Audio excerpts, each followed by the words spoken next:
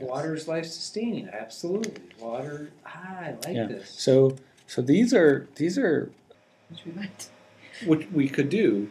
We would be doing the thing that you're here for, right? Which you guys started to catch on to. You started to kind of get the momentum of seeing that there's ways that you relate to the world that are beyond qualities in the thing, but they're qualities in you and how you relate to those things, and that those are like prior, right? And that those become many of the ways of how we classify our experience, those things that are in you, right? And that's what this whole class is about, right? This Discovering integral your theory own lens, your own unique lens is that we all have this, but we look through it all the time. It's the person who's wearing their glasses who says, "Where are my glasses?" Right? There you go. Yes, this is what we're doing, right? So in psychology, it's called when something is syntonic, right? It's so close to you, it's part of you, you can't see it. Right? And so what integral theory is, the kind of the brilliance of integral theory, is that it in a way that had not been done before, right? In recorded human history, it pulled our filter of perception away from the perceiver such that we can actually look at the filter itself. We can look at the mechanism that is doing all of the classifying that is determining really like our content, right? How we perceive the world. It's coming through that. And you'll find as we go through this, even as you start to do this, right, and it becomes a bit of a construct in your mind, you'll still argue with yourself as to whether or not you're doing it, because it's so innate that it's, other than just a lot of hard work, it's hard to get behind it, to keep it in view, because very quickly it becomes syntonic again, and then you can't see it, you're just doing it. Right? So that's what this class is about, is looking at that filter. Right? Can I ask a question? Yeah.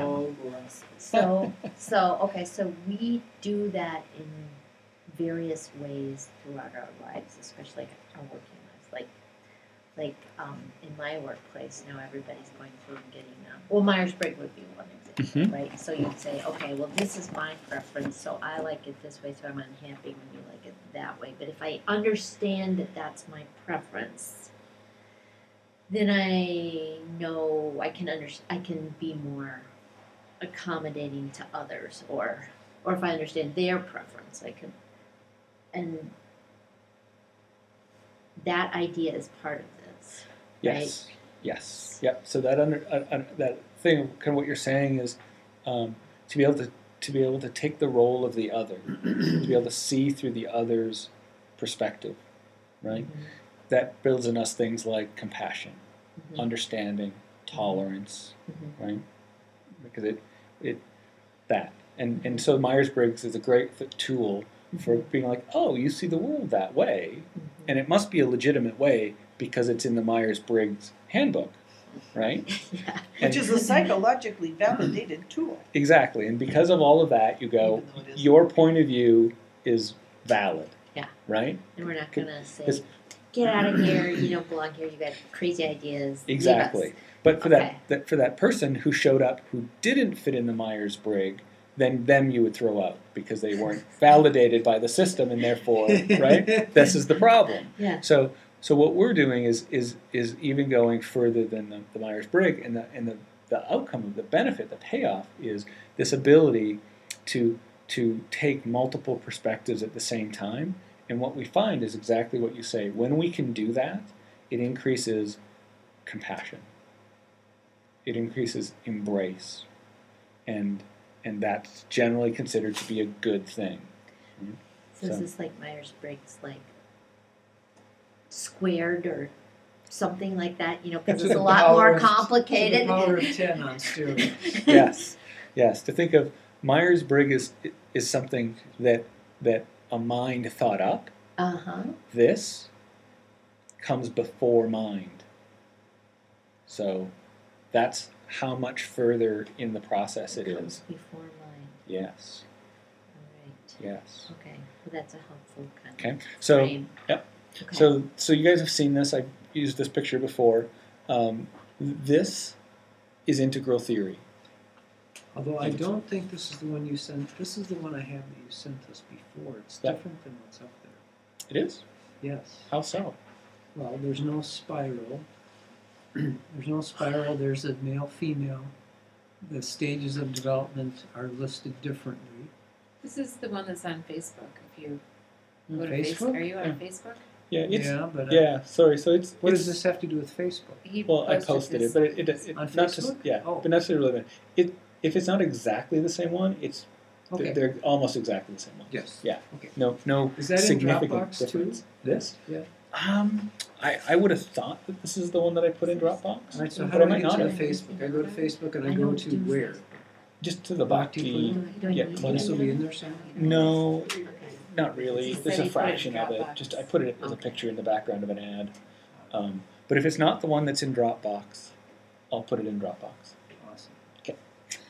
I want You it got your all. Dropbox figured I'm out? gonna have to bring my Yeah, I computer because I don't know how to get into Dropbox. Okay, yeah. Bring along your computer and we'll get you in there. So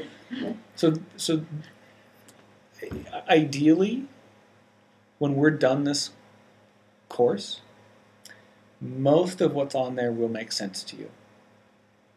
You'll just look at it and you'll be like, oh yeah, and this will become a reminder for you, and you'll show it to people and you'll be really excited about it, and they'll just go cross-eyed, and but you will understand a good amount of it,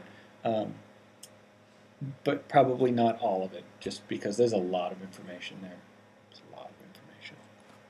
So Do the colors mean something? they do, yeah, and if we're lucky, we'll have time to touch into that. So here's just a little graphic of what I'm saying, right? Is to say where does what we're talking about, what we just did here was an exercise in the 4-quadrant theory, right? Which is a little quadrant in there, looks like a crosshairs. It says AQAL, the AQAL, AQAL. And it is to say that reality comes through that filter into your perception. Right? So here it's showing the filter as if it is outside of you. Okay, so it's not that way. It's really Right. inside of It's you. inside of you, but it's so deep in your structure, right? In a way we could say it's in your DNA, right? It's in your genetics. It's in your memetics, your inherited mind. Is that what memetics is? Memetics is. Yep. So your inherited mind and your inherited body.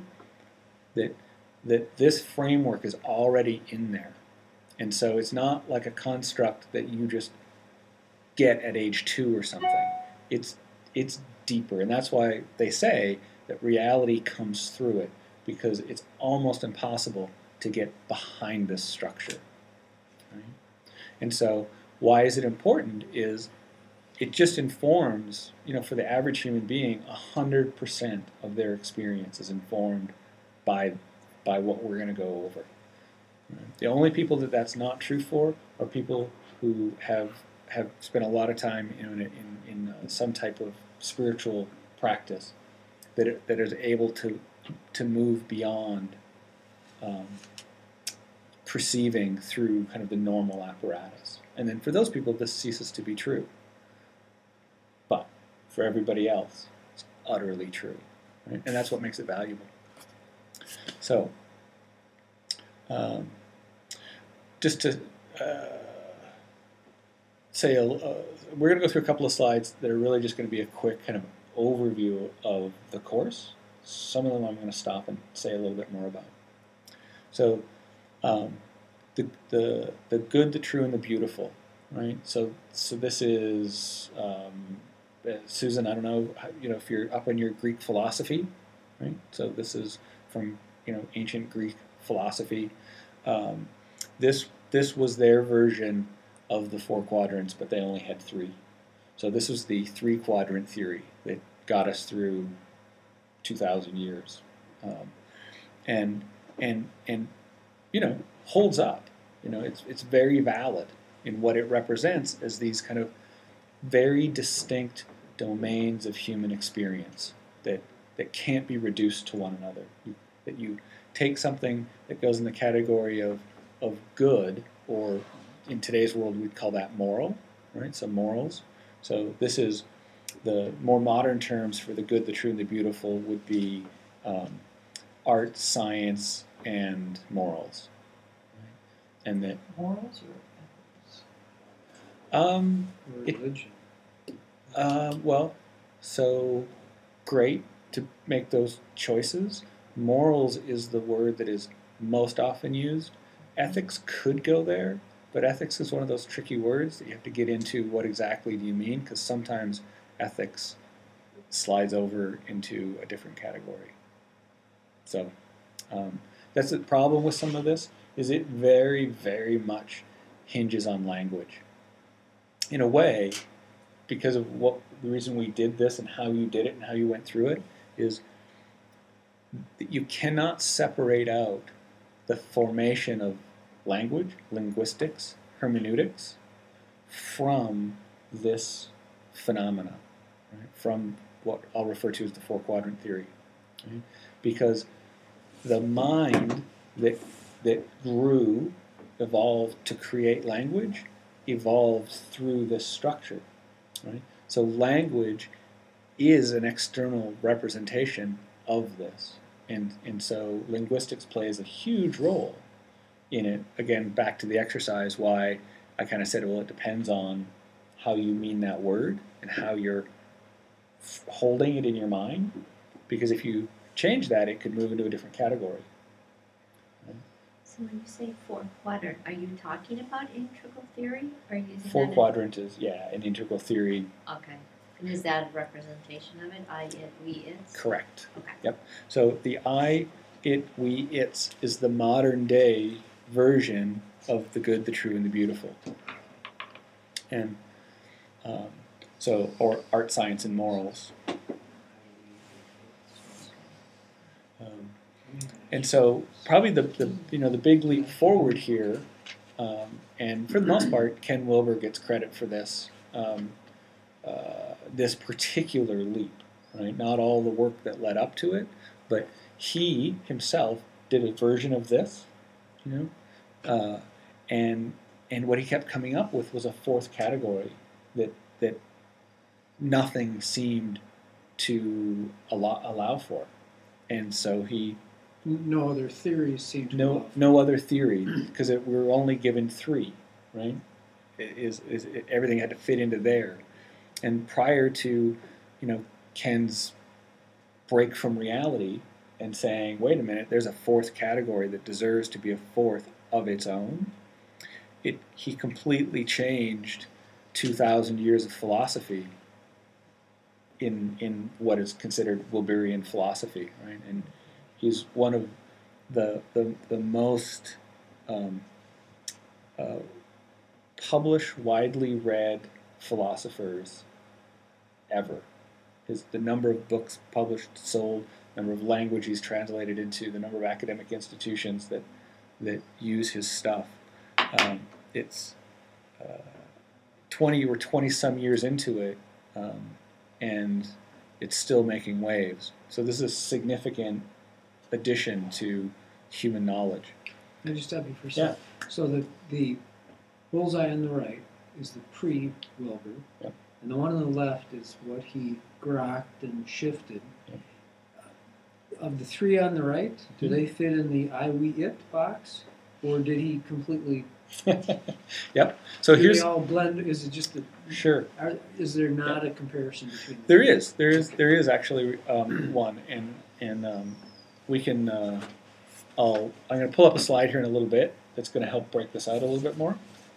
At the bottom, can you explain how that sentence, so Self, whatever it culture, is, nature. relates to the Sure. picture? So yeah. So self, culture, and nature are kind of code words that you'll see as we get a little further into this. That self goes with beauty, and culture goes with goodness, and nature goes with truth. So it's a way of blending four-quadrant theory. So the I, it, we, and its, right? So these four perspectives, right? And that's, as we get into this more, that we'll talk about them in that way, that these are four perspectives that every individual has in every moment. And that we're taking those perspectives on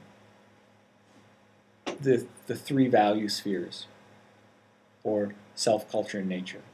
So we're taking these four perspectives on those three domains. And therefore the saying of the unfolding of the I, we, and its in self, culture, and nature is a way to kind of just wrap it all into one big, wow, you just said it all. Right? So he didn't get rid of those. Nope. He just said, let's put these on top. He said there's a problem in that there's a category that's missing, but there's a category missing from the interior than in the exterior. So it's a category is missing from perspective, but not from domains. So that's why these two, the three value spheres haven't gone away. They're still around. They're still used, and the reason that they didn't go away is because they're still equally as true as domains of human functioning, human values. But the four is perspective, and so yeah. So here is another view, just a simplified view of the quadrants, and we're going to use a number of words to describe them.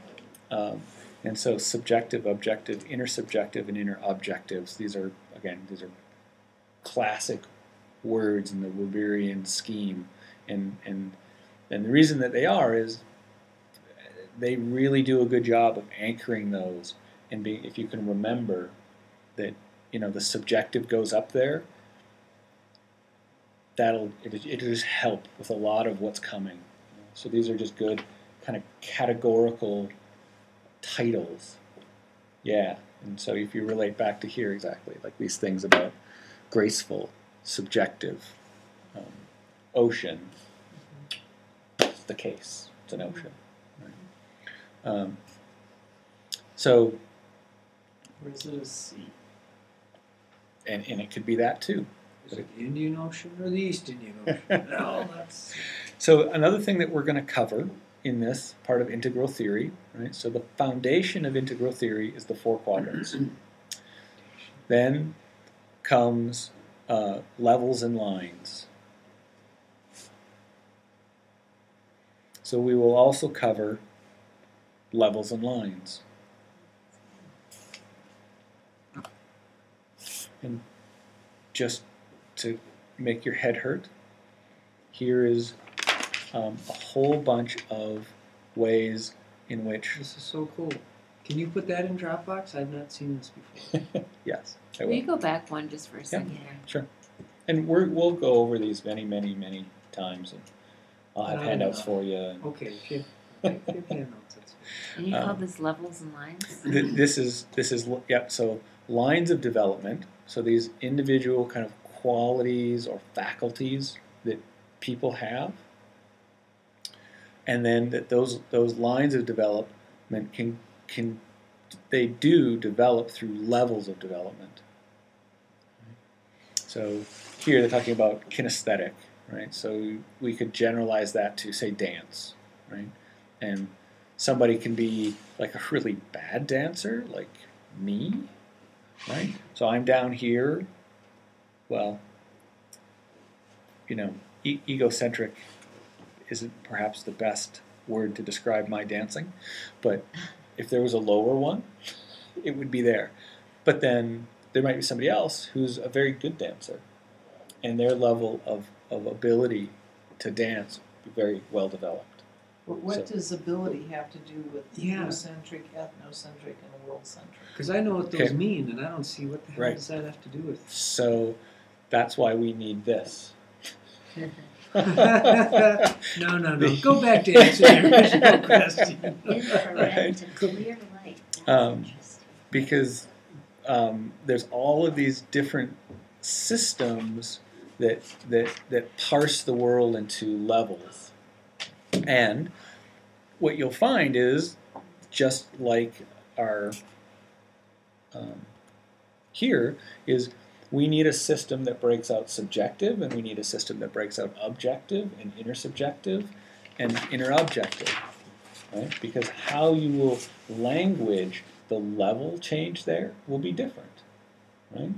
And so we need different systems for giving things a level of development.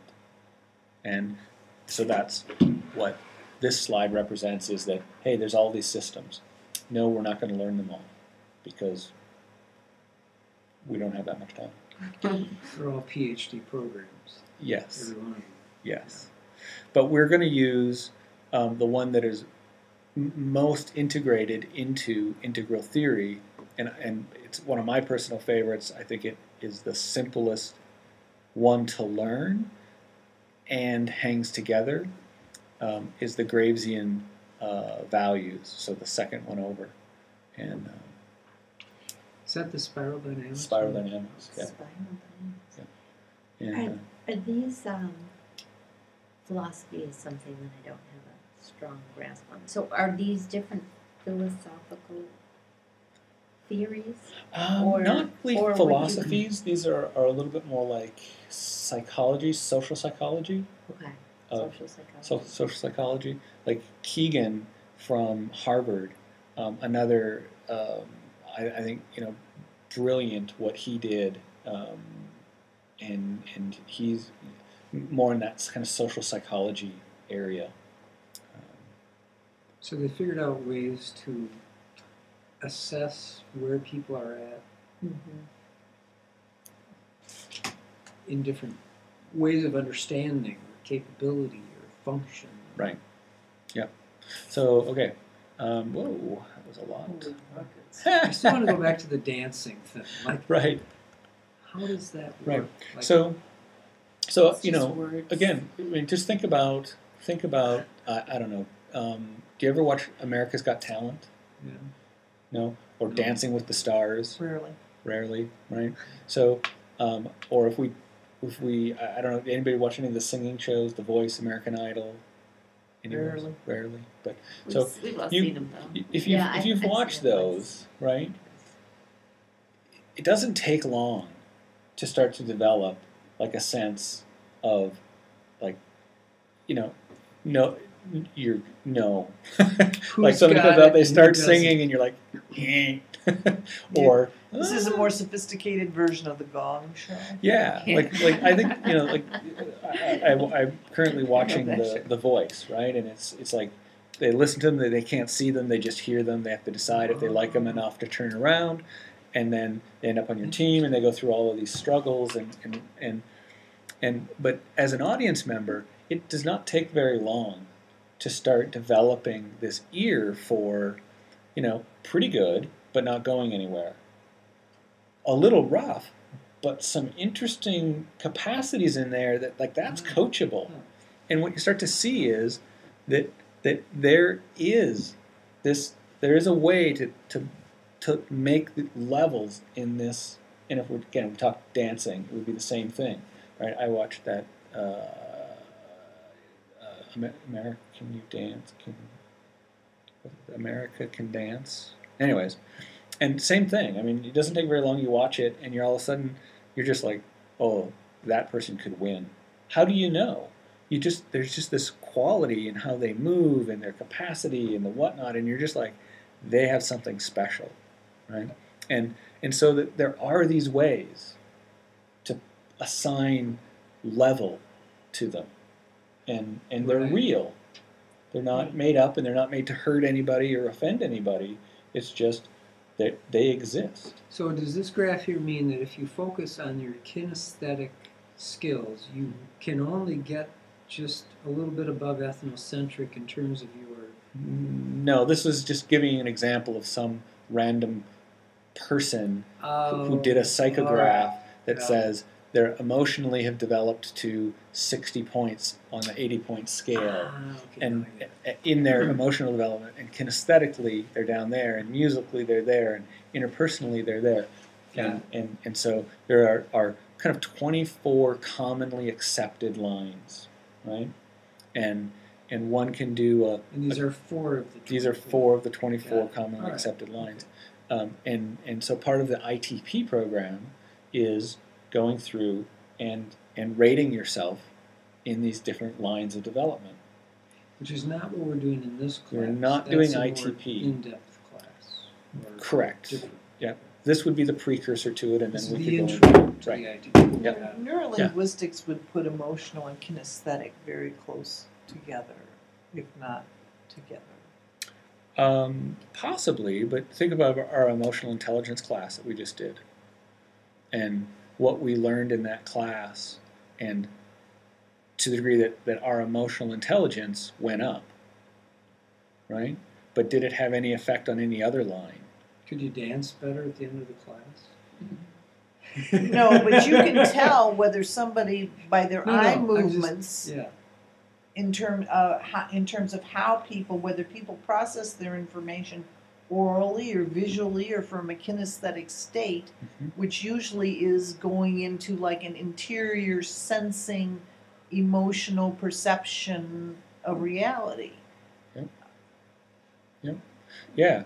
So in that we are integrated beings, they Yeah. are actually all feeding into the same place, and we'll see a chart at some point that shows that, graphically.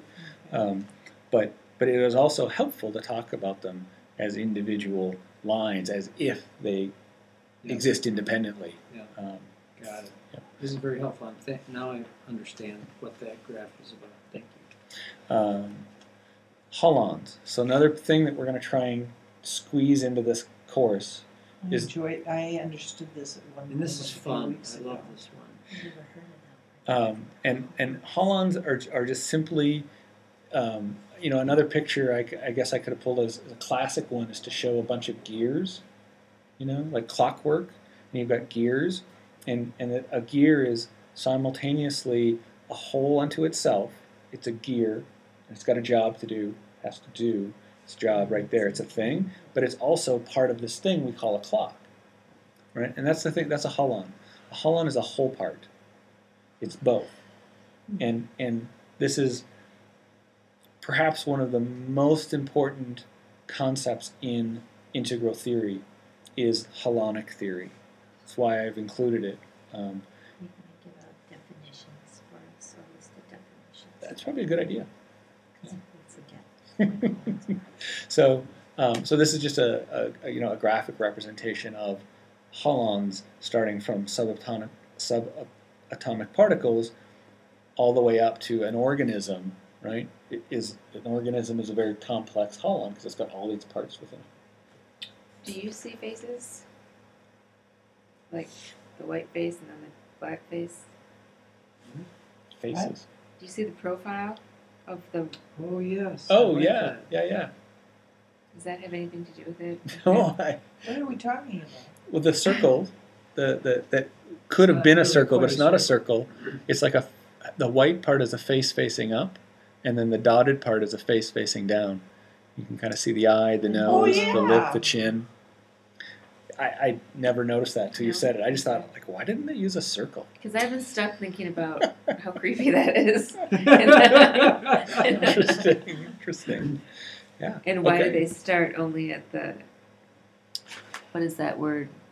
Organelles? Organelles. Organelles. And Yeah. not before. Good question. I mean, how I understand this in the simplest like terms male, is female? that, atoms are made up of subatomic particles, but subatomic particles are not made up of atoms. So that's why that's below an atom. Like, You know, they Right. exist unto themselves, but they make up atoms, but atoms don't make up subatomic. So that's Yeah. the hierarchy. Yeah. All right. But why faces start at organelles? Now that I don't know. Yeah, I don't know. Okay, Race. this is another one. Again, we could this particular here, the Wilbur-Combs matrix. I think for personal development, for spiritual development, it's probably the most important map that one could have at hand. It explains almost everything phenomenologically that we see happen in people's development.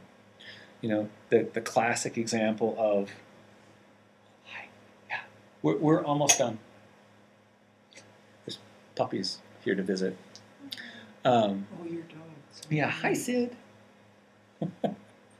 And I know it's time. We got like 3 slides to go, and then we'll be done.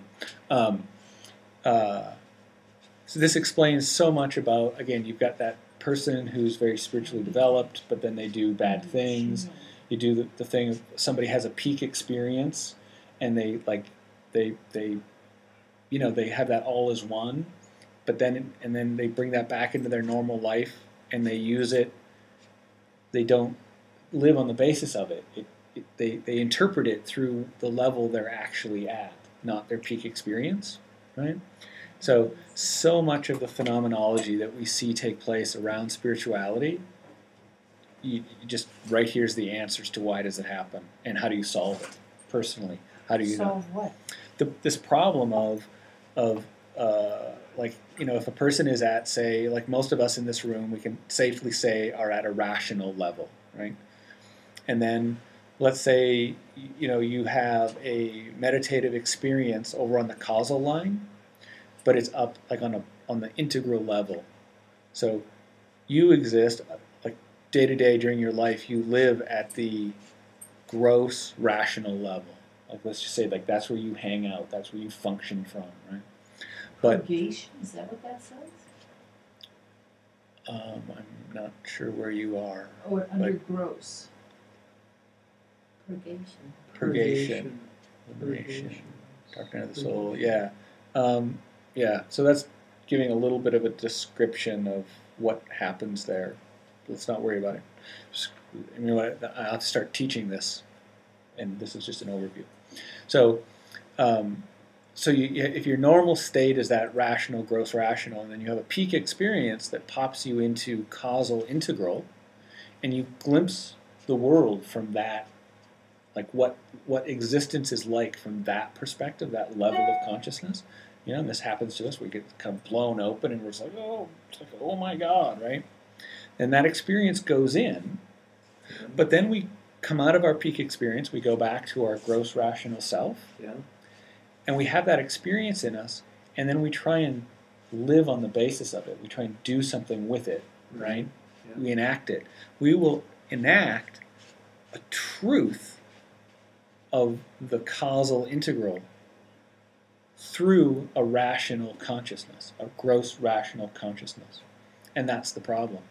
Did you just say we will enact it? You'll try to. You'll try and act integral causal, but you're not. So it will come out through your gross rational structure. And this is where we get the bastardization of the Dharma, of these high revelatory truths that people then try and interpret and live on a level of consciousness that it isn't a truth for. And that's the gap. So you're putting jet fuel in your Ford Fiesta. It's not going to go well. Yeah. Yeah. You will not fly. Yeah. Well, It So- won't even run. It won't even run. For Yeah. a while. So, yeah, very, very important. And then here we've got the 4 quadrants. I've started to put some more terms into it for you to flesh it The out. point is, though, that the peak is like maybe the Dalai Lama or something, right? I mean, Well, we could presume that there's a person who lives there. Yeah. But it might that just is- be an ideal state. But it's more like you have a peak experience. You momentarily go there. Right, but most of your life is down. other Right. part. And that's the part that's important to understand. But then you take that and try and live through it, and suddenly no one at work really trusts you anymore, and you don't, not only do you not get the promotion, you get demoted, and people, it's just like, that guy's cuckoo. And Or put him you in- could go live there and everything would be just fine. No one would even notice. There ain't nowhere to live. So here's another version of the four-quadrant theory getting more complex. This is really just not for you to grok tonight, but to show you that this gets very complicated. It's very thorough. You're going to put this in rock Dropbox. to Wow. comprehend or get our arms around. Yes. Yeah, Yep. Okay, And then I'm gonna, origin. it's really cool. That Down. one I understand. I've seen that. and then here, another one similar to the other one, but with different information. Warlock. Go to the other No. one. Just go back. No, but to the Oh, one in the middle. This one? So You know what I keep thinking of? I keep thinking of, remember the transparencies? How we used to have overhead projectors? Yep. What if you had an overhead projector and you put one down, and Yep. then you put the other one on top of it, and then on top of it, on top of it, on top of it, Mhm. and then you'd have them Right. all Overlays. divided into the right quadrants. uh-huh. Isn't that cool? It would be. But thank goodness we have one of messy. these. And we don't have to deal with transparencies and markers, putting it on upside down, which I always did, no matter how hard I tried. So what we're gonna cover, right? Basic four-quadrant theory, levels and lines. Oh, what I didn't put in here. How did I not get one of those? Well, this one.